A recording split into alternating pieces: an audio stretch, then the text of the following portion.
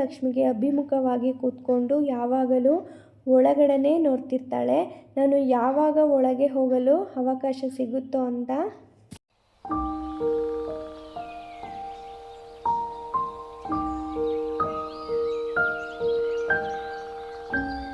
ಎಲ್ಲರಿಗೂ ನಮಸ್ಕಾರ. ಗೀತಾ ವಿಶ್ವ ವ್ಲಾಗ್ಸ್ಗೆ ಸ್ವಾಗತ. ನಾವು ಮನೆಯಲ್ಲಿ ಮಾಡುವ ಮುಖ್ಯವಾಗಿ ಹೊಸ್ತಿಲು ಪೂಜೆ ಬಗ್ಗೆ ಇವತ್ತಿನ ವಿಡಿಯೋದಲ್ಲಿ ನಾನು ತಿಳಿಸ್ಕೊಡ್ತಾ ಇದ್ದೀನಿ. ಹಾಗೆ ಹೊಸ್ತಿಲನ್ನು ಕ್ಲೀನ್ ಮಾಡೋದಕ್ಕೆ ಅಂತಲೇ ಒಂದು ಸಪ್ರೇಟು ಬಟ್ಟೆ ಇಟ್ಕೊಂಡಿರಬೇಕು. ಹಾಗೆ ನಾವು ರಂಗೋಲಿ ಎಲ್ಲ ಬಿಟ್ಟಿರ್ತೀವಲ್ಲ, ಅದನ್ನು ಕ್ಲೀನ್ ಮಾಡ್ಕೊಳ್ಳೋಕ್ಕೆ, ಹೊಸ್ಲನ್ನು ಕ್ಲೀನ್ ಮಾಡ್ಕೊಳ್ಳೋಕ್ಕೆ ಅದಕ್ಕೆ ಸಪ್ರೇಟು ನಾವು ಬಟ್ಟೆನ ಇಟ್ಕೊಂಡಿರಬೇಕು. ಯಾವುದೇ ಕಾರಣಕ್ಕೂ ನಾವು ಪೊರ್ಕೆಯಿಂದ ಹೊಸ್ಲನ್ನ ಕ್ಲೀನ್ ಮಾಡೋದಾಗಿರ್ಬೋದು, ಇಲ್ಲ ನೆಲ ಒರೆಸೋ ಮ್ಯಾಪಿಂದ ಕ್ಲೀನ್ ಮಾಡೋದಾಗಿರ್ಬೋದು, ಆ ರೀತಿ ಯಾವತ್ತೂ ಮಾಡೋಕ್ಕೆ ಹೋಗಬಾರ್ದು. ಹಾಗೆ ನಾವು ಹೊಸ್ಲನ್ನು ಕ್ಲೀನ್ ಮಾಡಬೇಕಾದ್ರೆ ತಾಮ್ರದ ಚಂಬಿಂದ ಇಲ್ಲ ಸ್ಟೀಲಿನ ಚಂಬಿಂದ ನೀರನ್ನು ತೊಗೊಂಬಂದು, ಸ್ವಚ್ಛವಾಗಿರ್ತಕ್ಕಂಥ ನೀರನ್ನು ತೊಗೊಂಬಂದು ಹೊಸ್ಲನ್ನು ಕ್ಲೀನ್ ಮಾಡ್ಕೊಬೇಕಾಗತ್ತೆ. ನಾವು ಪ್ಲಾಸ್ಟಿಕ್ ಮಗ್ಗಿಂದ ಆಗಿರ್ಬೋದು, ಇಲ್ಲ ಪ್ಲಾಸ್ಟಿಕ್ ಬಕೆಟಿಂದ ಆಗಿರ್ಬೋದು ನಾವು ಹೊಸ್ಲನ್ನು ಕ್ಲೀನ್ ಮಾಡ್ಕೋಬಾರ್ದು. ಇಲ್ಲ ವಾಶ್ರೂಮಲ್ಲಿ ಯೂಸ್ ಮಾಡ್ತಕ್ಕಂಥ ಬಕೆಟು ಮತ್ತು ಪ್ಲಾಸ್ಟಿಕ್ ಮಗ್ನ ನಾವು ಯೂಸ್ ಮಾಡಬಾರ್ದು ಹೊಸ್ಲು ತೊಳೆಯೋದಕ್ಕೆಲ್ಲ. ಹಾಗೆ ಎಲ್ಲ ಚೆನ್ನಾಗಿ ನೀಟಾಗಿ ತೊಳ್ಕೊಂಡು ಒಂದು ಹೊಸ್ಲಿಗೆ ಅಂತ ಹೇಳಿಬಿಟ್ಟು ಒಂದು ಬಟ್ಟೆನ ಸಪ್ರೇಟಾಗಿ ಇಟ್ಕೋಬೇಕು. ಹೊಸ್ಲು ಒರೆಸೋದಕ್ಕೆ ಅಂತ ಹೇಳಿಬಿಟ್ಟು ಅದೇ ಬಟ್ಟೆಯಲ್ಲಿ ನಾವು ಒರೆಸ್ಕೊಬೇಕಾಗುತ್ತೆ. ನಾನಿಲ್ಲಿ ಅರಿಶಿನ ಹಚ್ಕೋತಾ ಇದ್ದೀನಿ ಹೊಸ್ಲಿಗೆ. ಅರಿಶಿನ ಹಚ್ಚೋದ್ರಿಂದ ಲಕ್ಷ್ಮೀ ದೇವಿಗೆ ಅರಿಶಿನ ಹಚ್ಚೋ ಥರ ಅನಿಸುತ್ತೆ.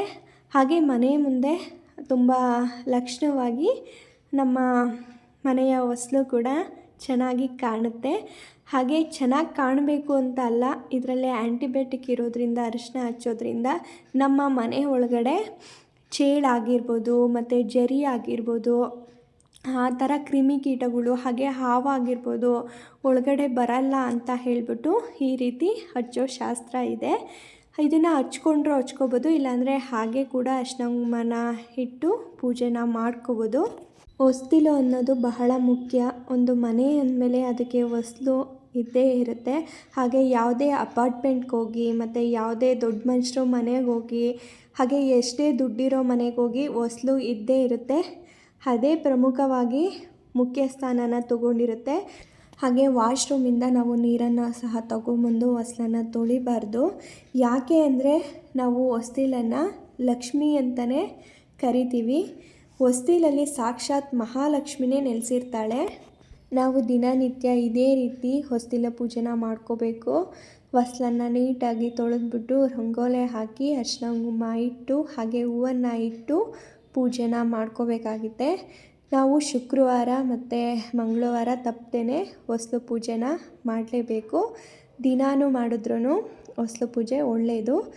ಹಾಗೆ ರಂಗೋಲಿನ ಇಷ್ಟೇ ಎಳೆಯಲ್ಲಿ ರಂಗೋಲಿನ ಹಾಕಬೇಕು ಅಂತ ಕೂಡ ಹೇಳ್ತಾರೆ.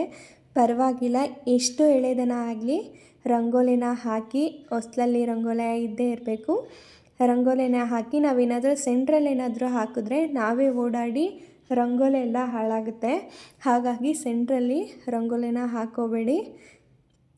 ಆ ಕಡೆ ಈ ಕಡೆ ಸೈಡಲ್ಲಿ ಹಾಕ್ಕೊಂಡು ಮಧ್ಯದಲ್ಲಿ ರಂಗೋಲಿನ ಹಾಕ್ಕೊಳ್ಳಿ. ಈಗ ಮೋಲ್ಡೆಡ್ ಕೂಡ ರಂಗೋಲಿದು ಮೋಲ್ಡೆಡ್ ಕೂಡ ಬರುತ್ತೆ. ಅದ್ರ ಸಹಾಯದಿಂದ ನೀವು ರಂಗೋಲಿ ಬಿಡೋಕ್ಕೆ ಬರ್ತಿದ್ದವರು ಸಹ ರಂಗೋಲಿನ ಹಾಕ್ಕೋಬೋದು. ಮೇಯ್ನು ಹೊಸ್ಲು ಮುಂದೆ ರಂಗೋಲಿ ಇದ್ದೇ ಇರಬೇಕು.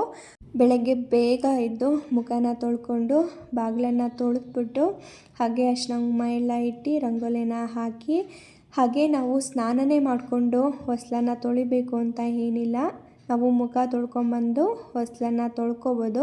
ಸ್ನಾನ ಮಾಡಿ ಬಂದಿದ್ದಾದಮೇಲೆ ಬೇಕಾದರೆ ಪೂಜೆನ ಮಾಡ್ಕೋಬೋದು. ಈ ರೀತಿ ಕೂಡ ಇದೆ. ನಾವು ಸ್ನಾನ ಮಾಡಿಕೊಂಡೇ ಹೊಸ್ಲನ್ನು ತೊಳಿಬೇಕು ಅಂತ ಏನಿಲ್ಲ. ಆದಷ್ಟು ನಾವು 6 ಗಂಟೆ ಒಳಗಡೆ ಅಂದರೆ ಬ್ರಾಹ್ಮಿ ಮುಹೂರ್ತದಲ್ಲಿ ಈ ಕೆಲಸನ ಮುಗಿಸ್ಕೊಬೇಕಾಗತ್ತೆ. ನಾವು ಏನು ಬಾಗಿಲಿಗೆ ರಂಗೋಲಿ ಹಾಕೋದಾಗಿರ್ಬೋದು, ಅರಿಶಿನ ಕುಂಕುಮ ಆಗಿರ್ಬೋದು, ಇಡೋದಾಗಿರ್ಬೋದು, ಇದನ್ನು 6 ಗಂಟೆ ಒಳಗಡೆ ಬ್ರಾಹ್ಮಿ ಮುಹೂರ್ತದಲ್ಲಿ ಇದನ್ನು ಮಾಡ್ಕೋಬೇಕಾಗತ್ತೆ. ಹಾಗೆ ನಾವೇನಾದರೂ 6 ಗಂಟೆ ಒಳಗಡೆ ಪೂಜೆ ಮಾಡಿದ್ರೆ ಪೂರ್ತಿಯಾಗಿ ಲಕ್ಷ್ಮಿಯ ಅನುಗ್ರಹ ಸಿಗುತ್ತೆ ಅಂತ ಹೇಳ್ಬೋದು. ಯಾಕೆ ಅಂದರೆ ಬೆಳಗಿನ ಜಾವದಲ್ಲಿ ಅಂದರೆ ಬ್ರಾಹ್ಮಿ ಮುಹೂರ್ತದಲ್ಲಿ ಲಕ್ಷ್ಮಿಯ ಸಂಚಾರ ಆಗ್ತಾ ಇರುತ್ತೆ. ಹಾಗಾಗಿ ಲಕ್ಷ್ಮಿ ಒಳಗಡೆ ಬರಬೇಕಾದ್ರೆ ಮೊದಲು ಮನೆಯ ಹೊಸ್ಲನ್ನು ನೋಡಿ ಮನೆ ಒಳಗಡೆ ಬರ್ತಾಳೆ ಅಂತಲೇ ಹೇಳ್ಬೋದು. ಆದ್ದರಿಂದ ಮನೆ ಹೊಸ್ಲಿಗೆ ರಂಗೋಲಿನ ಹಾಕಿ ಅರಿಶಿನ ಕುಂಕುಮನ ಇಟ್ಟು ಪೂಜೆನ ಮಾಡಬೇಕು. ಹಾಗೆ ಹೊಸ್ಲಿಗೆ ಮುಟ್ಟುವಂತೆ ಹೊಸ್ಲಿಗೆ ತಾಗುವಂತೆ ನಾವು ಚಪ್ಪಲಿನ ಯಾವತ್ತೂ ಕೂಡ ಬಿಡಬಾರ್ದು. ಅದರಿಂದ ದರಿದ್ರ ಲಕ್ಷ್ಮಿಯ ಪ್ರವೇಶ ಕೂಡ ಬೇಗನೆ ಆಗುತ್ತೆ. ಮನೆಯಲ್ಲಿ ನಾವು ಎದ್ದಿದ ತಕ್ಷಣ ದೇವ್ರ ಮನೆ ಬಾಗಿಲು ತೆಗೆದ್ಬಿಟ್ಟು ದೇವ್ರಿಗೆ ನಮಸ್ಕಾರ ಮಾಡಿ ಮೊದಲು ಮಾಡಬೇಕಾಗಿರೋ ಕೆಲಸನೇ ಹೊಸ್ತಿಲಿನ ಪೂಜೆ. ಹಾಗೆ ಹೊಸ್ಲು ಇಲ್ಲದೆ ಇರೋ ಮನೆಗೆ ಮಹತ್ವ ಇಲ್ಲ, ಸಾಕಷ್ಟು ವಾಸ್ತು ದೋಷಗಳು ಬರುತ್ತೆ.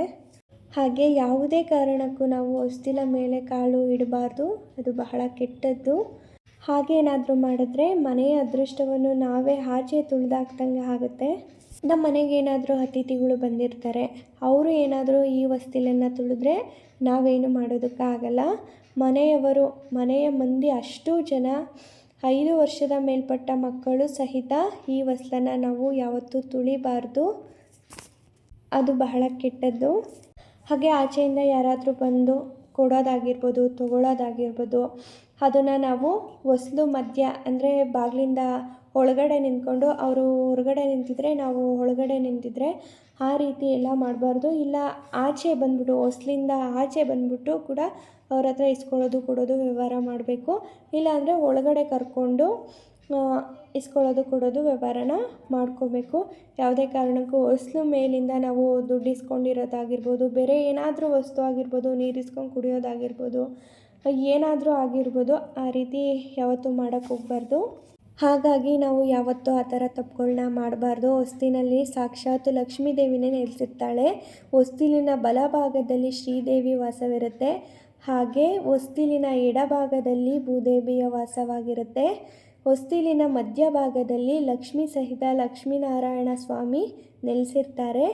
ಹಾಗೆ ಹೊಸ್ತಿಲಿನಲ್ಲಿ ದರಿದ್ರ ಲಕ್ಷ್ಮಿ ಹಾಗೂ ಭಾಗ್ಯಲಕ್ಷ್ಮಿ ಹೇಗಿರ್ತಾರಪ್ಪ ಅಂದರೆ ಪರಸ್ಪರ ಈ ರೀತಿ ಕೂತ್ಕೊಂಡಿರ್ತಾರೆ. ಆ ಕಡೆ ಒಂದು ಕಾಲು, ಈ ಕಡೆ ಒಂದು ಕಾಲು. ಭಾಗ್ಯಲಕ್ಷ್ಮಿ ಹೀಗೆ ಕೂತ್ಕೊಂಡು ಕತ್ತನ್ನು ಯಾವಾಗಲೂ ಮನೆಯ ಒಳಗೆ ಒಂದು ಸಲ, ಮನೆಯ ಹೊರಗೆ ಒಂದು ಸಲ, ಆ ಕಡೆ ಈ ಕಡೆ ತಿರುಗಿಸ್ತಾ ಇರ್ತಾಳೆ. ಒಳಗೆ ಹೋಗ್ಲೋ ಬೇಡವೋ ಅಂತ ನೋಡಲಿಕ್ಕೆ. ಇದೇ ರೀತಿಯಲ್ಲಿ ದರಿದ್ರ ಲಕ್ಷ್ಮಿಯು ಅನ್ನೋಳು ಭಾಗ್ಯಲಕ್ಷ್ಮಿಗೆ ಅಭಿಮುಖವಾಗಿ ಕೂತ್ಕೊಂಡು ಯಾವಾಗಲೂ ಒಳಗಡೆನೇ ನೋಡ್ತಿರ್ತಾಳೆ. ನಾನು ಯಾವಾಗ ಒಳಗೆ ಹೋಗಲು ಅವಕಾಶ ಸಿಗುತ್ತೋ ಅಂತ. ಈ ಮನೆಯಲ್ಲಿ ಏನೇನು ನಡಿಬಾರ್ದಂಥದ್ದು ನಡೆಯುತ್ತೋ ತಕ್ಷಣ ನಾನು ಒಳಗೆ ಹೋಗ್ತೀನಿ ಅಂತ ಹೇಳಿಬಿಟ್ಟು ದರಿದ್ರ ಲಕ್ಷ್ಮಿ ಕಾಯ್ತಿರ್ತಾಳೆ. ಹಾಗಾಗಿ ಬೆಳಗ್ಗೆ ಎದ್ದ ತಕ್ಷಣ ಮಹಾಲಕ್ಷ್ಮಿಯನ್ನು, ಭಾಗ್ಯಲಕ್ಷ್ಮಿಯನ್ನು ಸ್ವಾಗತಿಸೋದಕ್ಕೆ, ದರಿದ್ರ ಲಕ್ಷ್ಮಿಯನ್ನು ಹೋಗಲಾಡಿಸೋದಕ್ಕೆ ಹೊಸ್ತಿಲಿನ ಪೂಜೆ ಬಹಳ ಮುಖ್ಯವಾದದ್ದು. ಈ ಹೊಸ್ತಿಲ ಪೂಜೆಯನ್ನು ಮನೆಯ ಗೃಹಿಣಿ ಮಾಡಬೇಕಾದ ಕೆಲಸ. ನಾನು ಇಲ್ಲಿ ಪೂಜೆಗೆ ಅರಿಶಿನ, ಕುಂಕುಮ ಹಾಗೆ ಉದ್ಗಡ್ಡಿನ ಬಳಸ್ಕೊಂಡು ಹಾಗೆ ಸ್ವಲ್ಪ ಅಕ್ಷತೆನ ನಾವು ಹೊಸ್ತಿಲಿನ ತಲೆ ಮೇಲೆ ಹಾಕ್ಕೊಂಡು ಹೂವು ಸಿಗದಿದ್ದ ಅಂಥ ಟೈಮಲ್ಲಿ ನಾವು ಅಕ್ಷತೆನ ಸ್ವಲ್ಪನ ಇಟ್ಟು ಹೊಸ್ಲು ಮೇಲೆ ನಾವು ಪೂಜೆನ ಮಾಡ್ಕೊಬೋದು. ಇದರಿಂದ ದರಿದ್ರ ಲಕ್ಷ್ಮಿ ಅನ್ನೋದು ನಮ್ಮ ಮನೆಗೆ ಸುಳಿಯೋಲ್ಲ. ಯಾವುದೇ ಕಾರಣಕ್ಕೂ ಆ ಮನೆ ಮಂದಿಯ ಜನ ಈ ರೀತಿ ದಾಟ್ಕೊಂಡೇ ಹೋಗಬೇಕು, ದಾಟ್ಕೊಂಡೇ ಬರಬೇಕು.